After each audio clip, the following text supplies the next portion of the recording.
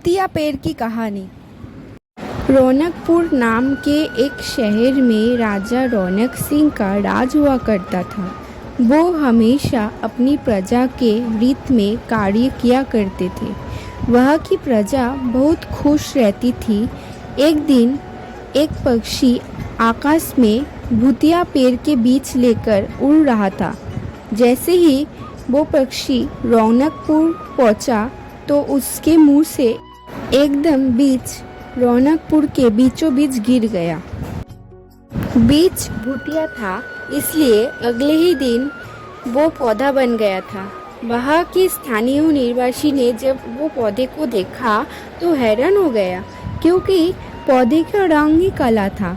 बाद में लोगों ने आसपास में चर्चा की और ये समझा कि खेत में उगने वाला कोई घास पत्ता होगा या वनस्पति होगा। दूसरे ही दिन वो पौधा काफ़ी बड़ा हो गया था। लोगों ने और ज़्यादा दुविधा हुई कि एक ही दिन में ये पौधा इतना बड़ा कैसे हो सकता है। होते होते वो पौधा तीसरे दिन पेड़ बन गया। समय बीता और बढ़ने वाला पौधे के बारे में लोग सोच सोच कर परेशान हो रहे थे। वो इस मामले को राजा के पास लेकर गया। राजा को जैसे ये जादू पौधे का पता चला तो तुरंत उसी जगह पर पहुंचा। तो राजा पहुंचते पहुंचते चौथा दिन हो चुका था। तब तक पेड़ बहुत बड़ा हो चुका था। इतना तेजी से फैलने वाला पौधा किसी को यकीन ही नहीं हो रहा था। राजा समझ गया था इसका रंग काला है, इसमें ज़रूर कुछ जादू टोना होगा। इसलिए सोच के साथ राजा ने घोषणा कर दी कि जो भी इस पेड़ को ख़त्म करेगा उसे मैं इनाम में 1000 सिक्के दूंगा, और यही नहीं, जो भी इस पेड़ को ख़त्म करेगा उसको मैं मेरी मृत्यु की पश्चात मेरी राजगद्दी का हकदार होगा। इतनी बड़ी घोषणा सुन के हर कोई पेड़ ख़त्म करने के लिए अपने दिमाग लगाना चालू कर दी। राजा के सारे चतुर मंत्रियों ने भी तरकीब लगाई, लेकिन पेड़ को कोई भी नष्ट नहीं कर पाया। किसी ने पेड़ के आसपास आग लगा दी तो एक मंत्री ने उस भूतिया पेड़ को हाथी से भी तक खिंचवाया, लेकिन पेड़ को कुछ भी नहीं हुआ। अब लोगों के मन में डर बैठ गया और उन्हें लगा कि पक्का ये ऐसा वैसा नहीं बल्कि भूतिया पेड़ है। तभी उस गांव की एक समझदार व्यक्ति को राजा की घोषणा का पता चला। जानकारी मिलते ही वो अपनी गुरु के पास भूतिया पेड़ से जुड़ी रहस्य जानने के लिए पहुंचा।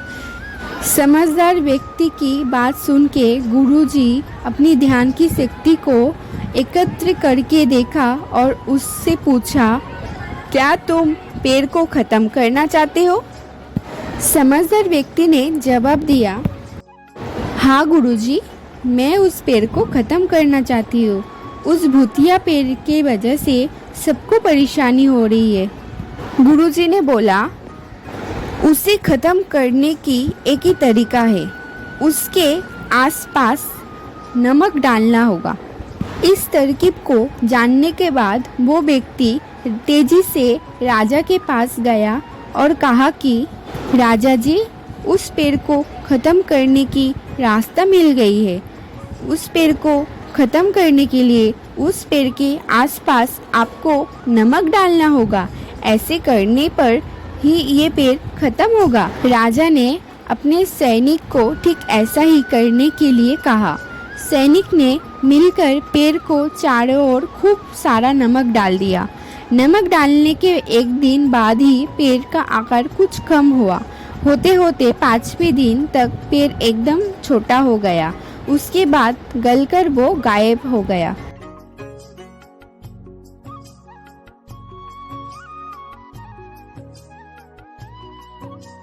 उस व्यक्ति की तरकीब काम कर गई और राजा ने खुश होकर उसे इनाम में 1000 सोना और मोहर दिया। और उसके बाद राजा ने एक पत्र दिया जिसमें लिखा हुआ था कि वो राजा के मरने के बाद उनके गद्दी को संभालेगा। वो समझदार व्यक्ति खुश होकर अपने घर चला गया। तो दोस्तों, हमारे जीवन में आने वाली हर मुश्किल इतना भी बड़ा नहीं होता है जिसका हल नहीं होता है। आप धैर्य और समझदारी के साथ काम लोगे तो वो मुश्किल ख़त्म हो सकती है। तो दोस्तों, आज के लिए इतना ही। फिर मिलते हैं नेक्स्ट वीडियो में। तब तक आप मेरे चैनल को सब्सक्राइब और वीडियो को लाइक कर दीजिए। और आपका कीमती वक्त हमें देने के लिए दिल से शुक्रिया। फिर मिलते हैं नेक्स्ट वीडियो में। बाय।